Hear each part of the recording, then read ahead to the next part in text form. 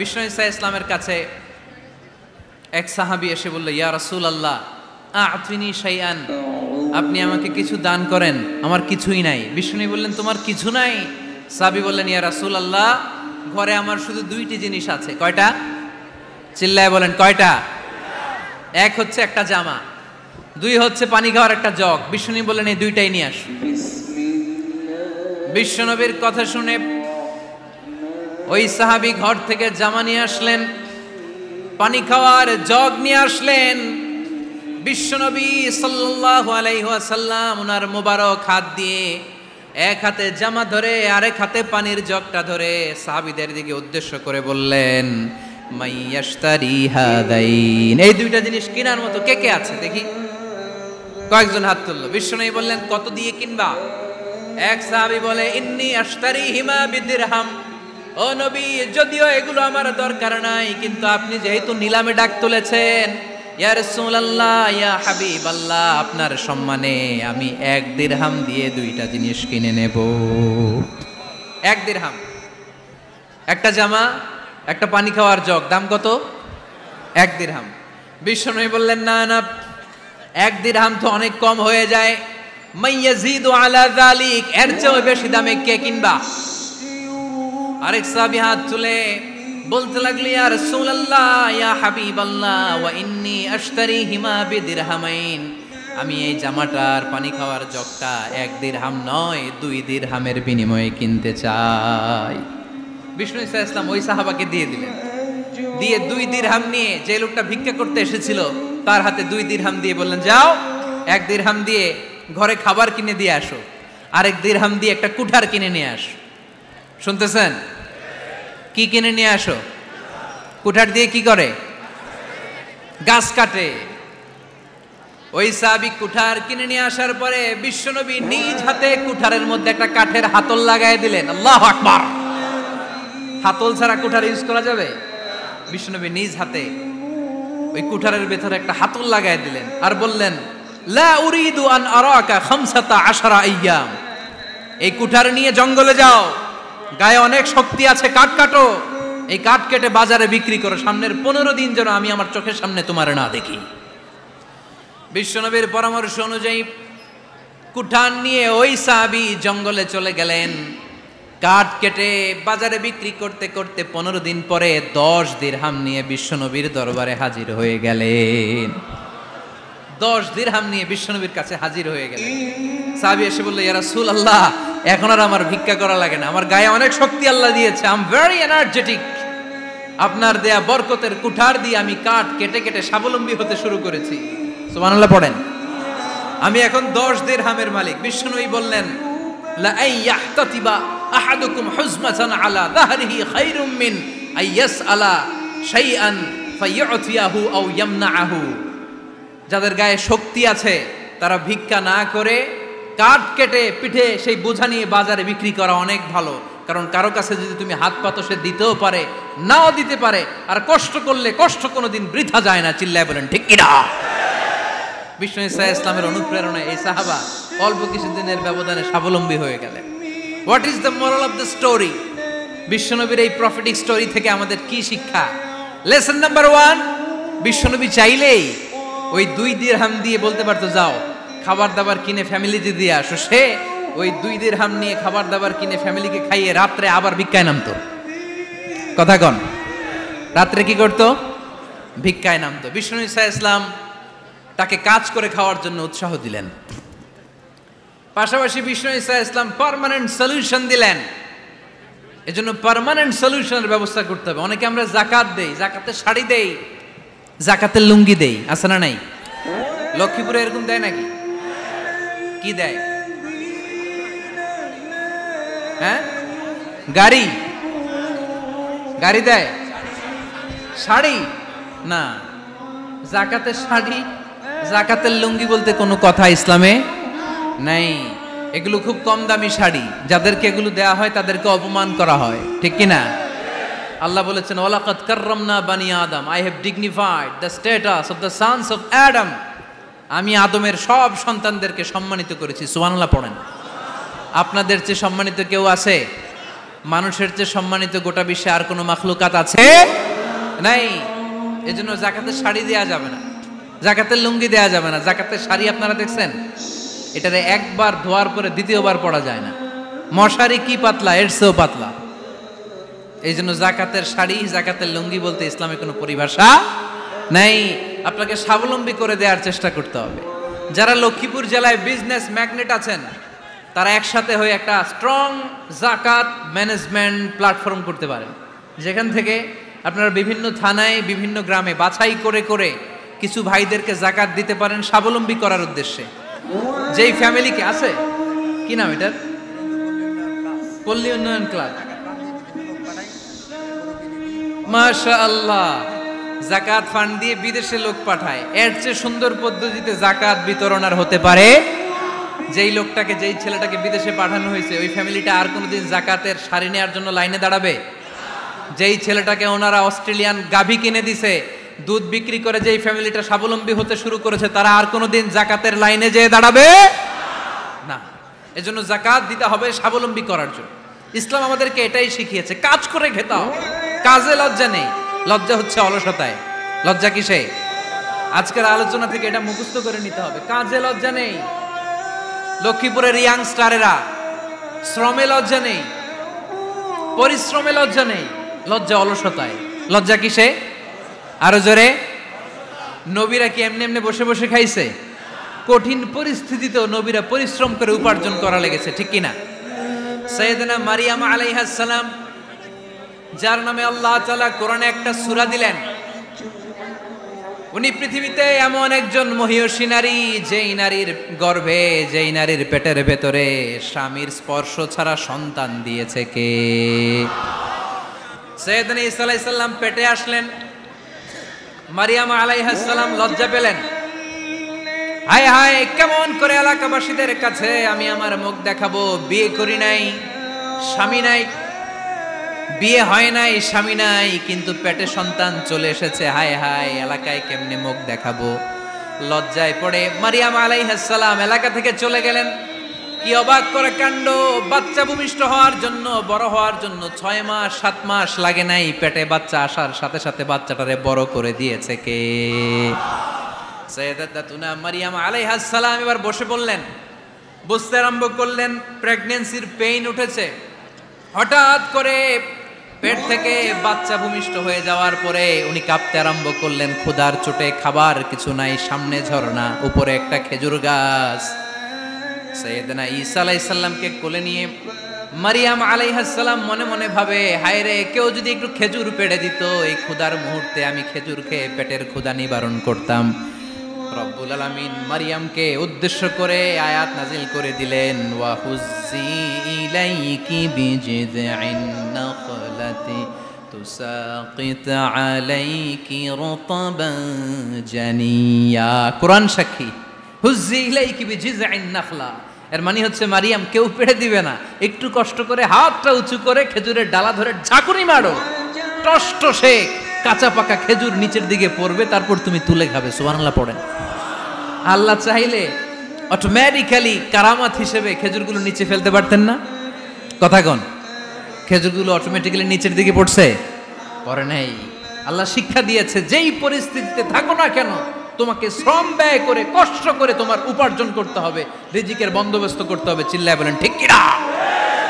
ইসলাম আমাদেরকে এটাই শিখিয়েছে, কাজে লজ্জা নাই।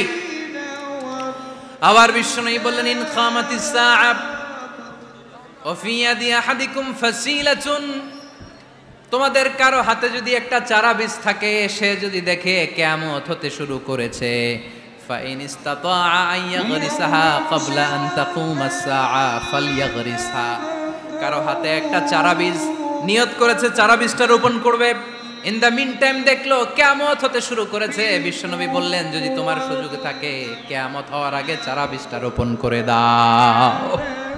কথা বুঝতে পেরেছেন? আপনার হাতে একটা চারা বীজ, আপনি প্ল্যান করেছেন এই চারা বীজটা রোপণ করবেন, ইন দ্য মিন টাইম দেখলেন কি হওয়া শুরু হয়েছে, ইযা জুলজিলাতিল আরদু জিলজালাহা, দ্য বিগেস্ট আর্থকোয়েক, ভূমিকম্প শুরু হয়েছে, কিয়ামত হয়ে যাবে। বিশ্বনবী বললেন, কিয়ামত হইতেছে ওদিকে, আর তোমার হাতে যদি চারা বীজ থাকে, দেরি করো না, কিয়ামত তোমার কাছ পর্যন্ত আসার আগে সুযোগ পেলে চারা বীজটা রোপণ করে দাও। ইসলাম শিখিয়েছে শেষ নিঃশ্বাস পর্যন্ত তোমাকে লড়ে যেতে হবে। এই পৃথিবীতে কেউ কাউকে জায়গা করে দেয় না, জায়গা করে নিতে হয়। এই পৃথিবীটা, the life is not a bed of roses, এটা ফুল বিছানো কোনো ফুল সজ্জা নয়, এটা কণ্টকাকীর্ণ। কেউ আপনার স্পেস করে দিবে না, কেউ আপনাকে সুযোগ করে দিবে না, কেউ আপনার জায়গা করে দিবে না, বরং আপনি জায়গা করে নিলে টাইনা নিচে নামাবে। কথা বলেন। এজন্য কখনো অলসতাকে স্থান দেয়া যাবে। রসুল বাত্তালি দুক্কানু শয়তান, অলস মস্তিষ্ক শয়তানের আড্ডা। অলস যদি কেউ থাকে এটারে টেনে বেঁধে কাজে নামাবেন, পারা যাবে? আলহামদুলিল্লাহ লক্ষ্মীপুরে এরকম অলস ছেলে পেলে নাই।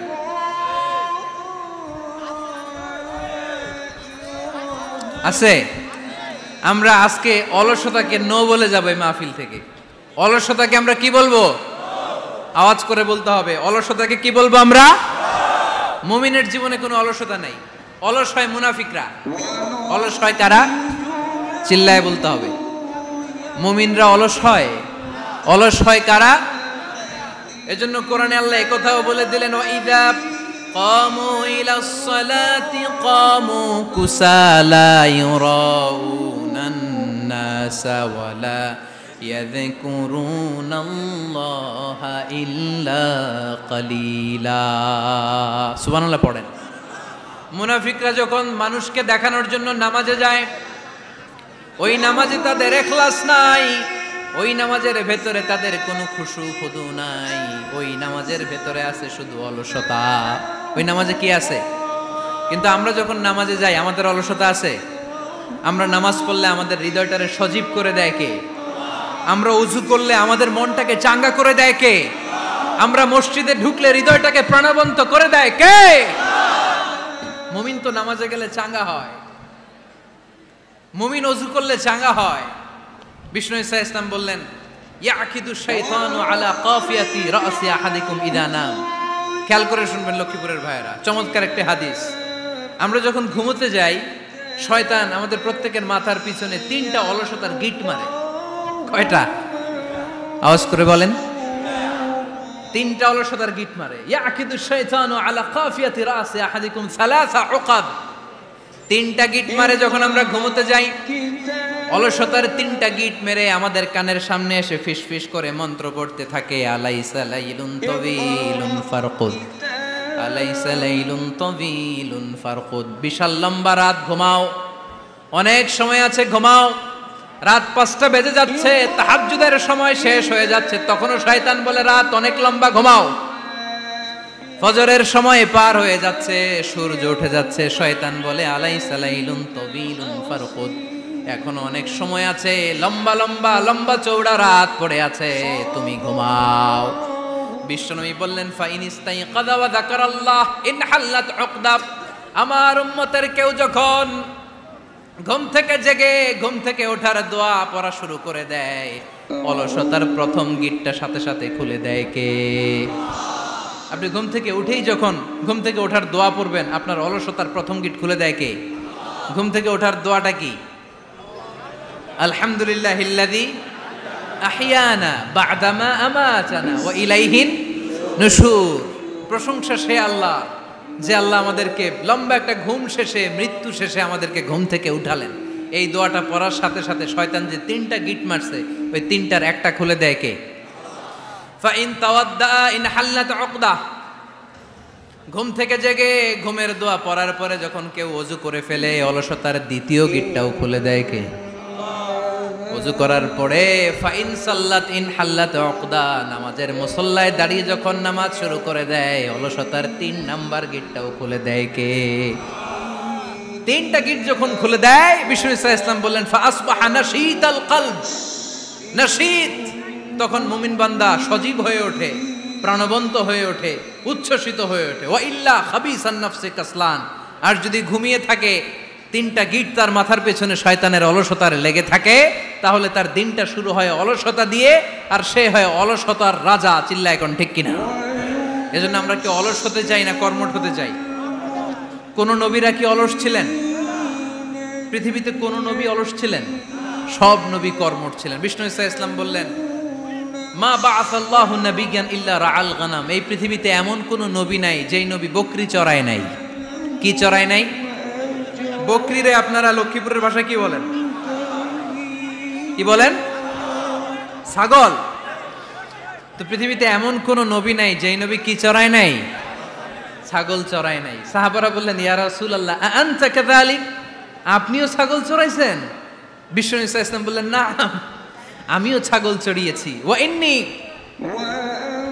আরআহা আলা কারারাইতি আহলি মক্কা, আমি তো মক্কাবাসীদের অল্প কিছু পয়সার বিনিময়ে তাদের ছাগলগুলোকে চড়িয়ে দিতাম। সুবহানাল্লাহ পড়বেন না? বিষ্ণু ঈসা ইসলাম ছাগল চড়াতেন।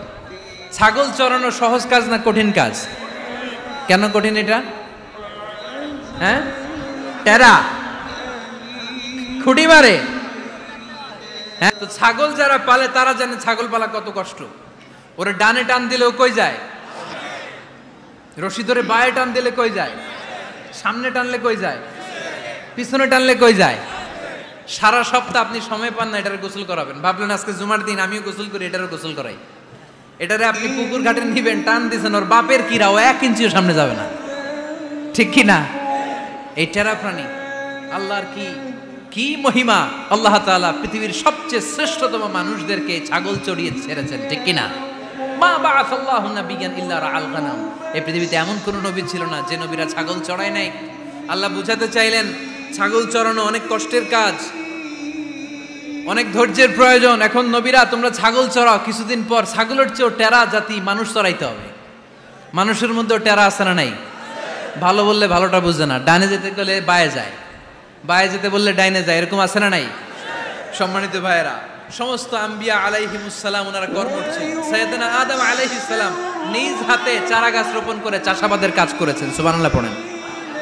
সাইয়েদনা ইব্রাহিম আলাইহিস সালাম চাষাবাদের কাজ করেছেন।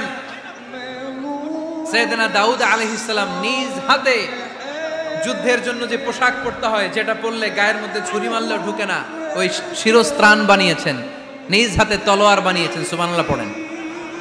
সাইয়েদনা মূসা আলাইহিস সালাম ছাগল চড়িয়েছেন। সাইয়েদনা মূসা আলাইহিস সালামের মেজাজ নরম না গরম?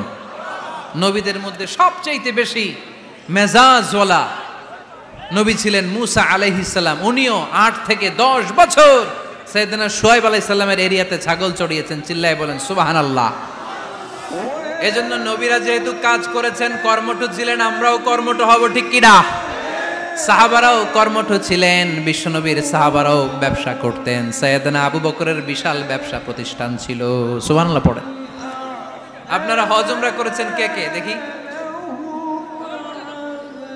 করছেন? মাশাআল্লাহ। যারা করে নাই আল্লাহ তাদেরকেও আল্লাহর ঘর জিয়ারতের তুমি নসিব করো। বিশ্বনবীর মাকবারার সামনে দাঁড়িয়ে আমরা যেন সালাম পেশ করতে পারি, তুমি নসিব করো। বাইতুল্লাহ শরীফে এবং মসজিদ নববীতে আমরা যেন সালাত আদায় করতে পারে, আল্লাহ তুমি নসিব করো। সাইয়েদনা আবু বকর রাদিয়াল্লাহু তাআলা আনহুর ব্যবসা প্রতিষ্ঠান ছিল মক্কার কাবা ঘরের পাশেই। উনার ব্যবসা প্রতিষ্ঠানগুলো যেখানে ছিল ঠিক ওইখানে সৌদি সরকার এখন শপিং মল বানিয়ে দিয়েছে, মাতজার আবু বকর। মক্কা শহরের যেখানে বহিরাগতরা এসে ওখানে ছাগল, ওখানে ঘোড়া, উট এগুলো রাখতো, আস্তাবল রাখতো, ঘোড়া আর উট যেখানে রাখা হতো ঠিক ওই জায়গায় সৌদি সরকার ওটার পার্কিং লট বানায় দিচ্ছে। মানে যেখানে আগে সাহাবাদের ব্যবসার জায়গা ওইখানে বর্তমানে শপিং মল। যেখানে আগের সময়কাল সাহাবারা উট আর ঘোড়া রেখে বাঁধতো, ওইখানে এখন গাড়ি ঘোড়া রাখার ব্যবস্থা করা হয়েছে। সাইয়েদনা আবু বকর অনেক বড় ব্যবসায়ী ছিলেন। ওনার নিজ টাকা দিয়ে হাবাসা থেকে আসা সাইয়েদনা বেলালকে তিনি 20,000 স্বর্ণ মুদ্রা দিয়ে উমাইয়া ইবনে খালাফের কবল থেকে তিনি মুক্ত করেছেন। সাইয়েদনা উসমান যুন্নুরাইন বড় ব্যবসায়ী ছিলেন। নিজের টাকা দিয়ে মদিনার মুসলমানেরা পানি খেতে পারে না, বিইরে রুমা নামে একটা কুয়া ছিল, এই কুয়ার মালিক ছিল ইহুদি। মুসলমানেরা পানি খেতে গেলে এসে বকা দিত, পানি খেতে দিত না। বিশ্বনবী বললেন, আমার সাহাবীদের মধ্যে এমন কি কেউ নাই নিজের অর্থায়নে বিইরে রুমা কিনে মুসলমানদেরকে দিয়ে দিবে? সাইয়েদনা উসমান যুন্নুরাইন বলল, ইয়া রাসূলুল্লাহ, আপনার খেদমতে আমি হাজির। মুহূর্তের মধ্যে সাইয়েদনা উসমান যুন্নুরাইন নিজের অর্থায়নে বিইরে রুমাটা কিনে মুসলমানদের জন্য সদকা করে দিয়েছে। তো ব্যবসা না করলে, কর্মঠ না হলে, উপার্জন না হলে সদকা করা যাবে? চিল্লায় বলেন করা যাবে? সুনানে তিরমিজির বর্ণনা, বিষ্ণু ঈসা ইসলাম মক্কা থেকে যত সাহাবারা হিজরত করে মদিনায় এসেছে, মদিনাতে কোনো না কোনো সাহাবার সাথে বিশ্বনবী ভ্রাতৃত্বের বন্ধনে আবদ্ধ করে দিয়েছে। সুবহানাল্লাহ পড়েন। এজন্য মক্কা থেকে যারা এসেছে এদেরকে বলে মুহাজির, এদেরকে কি বলে? আর মদিনায় যারা ছিল এদেরকে বলে আনসার, এদেরকে কি বলে? আওয়াজ করে উত্তর দিবেন। মক্কা থেকে যারা এসেছে তাদের নাম, আর যারা মদিনার সাহাবী তাদের নাম আনসার। আজকে এই মাহফিলে লক্ষ্মীপুর এর বাইরে থেকে কারা কারা আসছেন দেখি?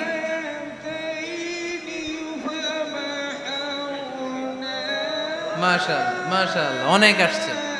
আল্লাহ ভাইদেরকে তুমি কবুল করো, হাত নামান। এই যে লক্ষ্মীপুরের বাইরে থেকে যে ভাইরা আসছে তারা লক্ষ্মীপুরের মেহমান, ঠিক কিনা? মক্কা থেকে হিজরত করে যে সমস্ত সাহাবারা এসেছিল তারা ছিল মদিনার মেহমান। বিশ্বনবী এক এক মক্কার সাহাবীকে মদিনার এক এক সাহাবীর সাথে ভ্রাতৃত্বের বন্ধনে আবদ্ধ করে দিলেন। আব্দুর রহমান ইবনে আউফ রাদিয়াল্লাহু তাআলা আনহু, ওনার সাথে ভ্রাতৃত্বের বন্ধনে যে সাহাবীকে বিশ্বনবী আবদ্ধ করে দিলেন ওনার নাম হচ্ছে সাদ ইবনে রাবিয়া। কি নাম? মদিনার অনেক বড় ব্যবসায়ী। বিশ্বনবী বললেন, ও আব্দুর রহমান ইবনে আউফ, সম্পদ ছেড়ে দিয়ে, পরিবার ছেড়ে দিয়ে, স্থাবর অস্থাবর সব ছেড়ে দিয়ে আল্লাহ রাসূলের ভালোবাসায় মক্কা থেকে মদিনায় এসেছো। মদিনায় তোমার চিন্তা নাই, সাদ ইবনে রবিকে আমি তোমার ভাই বানিয়ে দিলাম। সাদ ইবনে রবি তোমার আপন ভাইয়ের মতো। সাদ ইবনে রবি বলল, আব্দুর রহমান, জীবনে তোমারে কোনোদিন দেখি নাই, তোমারে আমি চিনি না, তোমার নাম শুনি নাই, কিন্তু বিশ্বনবী তো তোমার দায়িত্ব আমাকে দিয়েছে। আমার চেয়ে বড় ধনী এই মদিনার মধ্যে দ্বিতীয় কেউ নাই। আজ থেকে তুমি আমার ভাই, আজ থেকে তুমি আমার কি? আল্লাহ আমাকে যত সম্পত্তি দান করেছে তার অর্ধেক সম্পত্তি আমি তোমার নামে দিয়ে দিলাম। ও আব্দুর রহমান ইবনে আউফ, শুধু তাই নয়, রব্বুল আলামিন আমাকে দুইজন স্ত্রী দিয়েছে। কয়জন? তুমি দেখো আমার কোন স্ত্রীকে তোমার বেশি ভালো লাগে, যার নাম তুমি বলবে সাথে সাথে আমি তারে তালাক দিয়ে দিব। তার ইদ্যত পালন শেষে তুমি তাকে বিয়ে করে তোমার সাথে নিয়ে যাবা। সুবহানাল্লাহ পড়ে। কারণ বিশ্বনবী তোমার দায়িত্ব আমার কাছে দিয়েছে, তুমি আমার ভাই, আমি মদিনার সবচেয়ে বড় ধনী, আমার অর্ধেক সম্পদ আমি তোমারে দিয়ে দিব। আমার দুই স্ত্রীর এক স্ত্রীকে তোমারে দিয়ে দিব। সাইয়েদনা আব্দুর রহমান ইবনে আউফ এই কথা শুনে অবাক হলেন। অবাক হয়ে উনিও এক অবাক কথা বললেন। উনি বললেন, লা হাজাতা লি ফি ইয়া আখি, ও আমার প্রাণের ভাই, তোমার কথা শুনে আমার হৃদয়টা ভরে গিয়েছে, কিন্তু তোমার সম্পদেরও দরকার আমার নাই, তোমার স্ত্রীরও দরকার আমার নাই। বারাকাল্লাহু ফি মালিক ওয়া লি আহলিক, আল্লাহ তোমার মালেও বরকত দেখ, তোমার সম্পদেও বরকত দেখ। তুমি শুধু একটু কষ্ট করবা। কি কষ্ট? দুল্লানি আলা সুক, show me the way to the market. তুমি মদিনায় কোনো মার্কেট আছে কিনা, শপিং মল আছে কিনা, ব্যবসা প্রতিষ্ঠান আছে কিনা আমারে দেখায় দাও। সুবহানাল্লাহ পড়ে। আমরা হইলে কি করতাম? লক্ষ্মীপুরে যারা আসছে এদের একজনের যদি বলা হয়, ভাই আপনি এখন থেকে লক্ষ্মীপুরের ভাই, আমার অর্ধেক সম্পদ আপনারা দিয়ে দেব, কি করবে? পায়ের উপর পা তুলে খাবে আর বলবে, কি আনন্দ আকাশে বাতাসে, ঠিক কিনা? এরপর যদি বলি, ভাই আমার দুই বউ, যেটারে সুন্দর লাগে বলেন তালাক দিয়ে দেই, নিয়ে যান, কি বলবে? কি আনন্দ আকাশে বাতাস। আল্লাহ রাসূলের সাহাবী আব্দুর রহমান ইবনে আউফ বললেন, লা হাজাতা লি ফি, আমার দরকার নেই। দুল্লানি আলা সুক, just show me the way to market. এখানে মার্কেট কই আছে দেখায় দাও। অবাক হয়ে গেলেন সাদ বিন রবি, বললেন, ও আব্দুর রহমান ইবনে আউফ, ঠিক আছে, তুমি যদি নিতে না চাও তোমারে আমি জোর জবরদস্তি করব না। শুনে রাখো, মদিনাতে ইহুদিদের কয়নুকার একটা বাজার আছে। এই কথা বলার সাথে সাথে আব্দুর রহমান ইবনে আউফ চলে গেলেন। এর পরের দিন অল্প কিছু পনির আর ঘি দিয়ে ব্যবসা শুরু করলেন। পনির আর ঘিয়ের ব্যবসা করতে করতে করতে করতে ব্যবসায় তিনি এত লাভ করলেন, উনি বললেন, আমি যদি কখনো মদিনার বালুর মধ্যে হাত দিতাম ওই বালুটারও সোনা বানায় দিত কে? দুল্লানি আলা সুক, লক্ষ্মীপুরের কর্মঠ যুবক ভাইয়েরা, এই আব্দুর রহমান ইবনে আউফ আমাদের প্রেরণা। উনি অন্যের ঘাড়ে পাড়া দিয়ে খেতে চায় নাই, আরেকজনের উপর ডিপেন্ডেন্ট বা নির্ভরশীল হতে চায় নাই। তিনি স্বাবলম্বী হওয়ার শিক্ষা, লেসন কিয়ামত পর্যন্ত গোটা বিশ্বের যুবকদের জন্য রেখে গিয়েছে। চিল্লায় বলো ঠিক কিনা? দুল্লানি আলা সুক, show me the way to market. Market কোথায় দেখাও। পনির আর ঘি নিয়ে ব্যবসা করতে করতে কয়েক মাসের ব্যবধানে ইতিহাস সাক্ষী সাইয়েদনা আব্দুর রহমান ইবনে আউফ মদিনার বিশাল বড় বিজনেস ম্যাগনেটে পরিণত হয়ে গেলেন। চিল্লায় পড়েন আল্লাহু আকবার। এজন্য ব্যবসার ভিতরে বরকত ঢুকিয়ে দিয়েছে কে? বিষ্ণুই বললেন আত-তাজিরা সাদুকাল আমিন মা'আন নাবিয়্যিন ওয়াস সিদ্দীকিন ওয়াস শুহাদা'i ওয়াস সালিহিন। আমানতদার ব্যবসায়ী তারা সাধারণ কোনো মানুষ নয়, কিয়ামতের দিন নবীদের সাথে হাসর হয়ে যাবে। আপনারা যারা ব্যবসা করেন, এটা সাধারণ বিষয় নয়। বিষ্ণু ইসলাম নিজেও ব্যবসায়ী ছিলেন। ওনার জীবনের প্রথমে তিনি খাদিজা রাদিয়াল্লাহু তাআলা আনহার ব্যবসার স্টাফ হয়ে কাজ শুরু করেছেন, এরপর নিজে ব্যবসা শুরু করেছেন। এরপরে খাদিজাতুল কুবরা রাদিয়াল্লাহু তাআলা আনহা সব সম্পত্তি বিয়ের পরে বিশ্বনবীর পায়ের সামনে ঢেলে দিয়েছেন। বললেন, ইয়া রাসূলুল্লাহ, এই সম্পদ আমি আপনাকে দিয়ে দিলাম, আপনি ইচ্ছামতো দিনের প্রয়োজনে খরচ করেন। সুবহানাল্লাহ পড়েন। এজন্য বিষ্ণু ইসলাম আমাদের জন্য উপমা, আব্দুর রহমান ইবনে আউফ আমাদের জন্য উপমা। যারা ব্যবসা করেন তারা বিষ্ণু ইসলামের সুন্নাহ পালন করছেন। আত-তাজির আস-সাদুক আল আমিন। বিষ্ণুই বললেন, সত্যবাদী আমানতদার ব্যবসায়ী, যে ব্যবসা করতে যে মিথ্যা কথা বলে না। অনেক ব্যবসায়ীরা আছে পণ্য চালানোর জন্য মিথ্যা কথা বলে আর কসম কাটে, আছে না নাই? আহা, এমনটা করা যাবে? সকালবেলা স্ত্রীরে বলে, এই গরুগুলা বিক্রি করবো, তুই একটা দাম কত কমো? স্ত্রীরে শিখাই দিচ্ছে, এই গরুর দাম তুই 40,000। তো বউ বলে, ঠিক আছে, দাম কইলাম 40,000।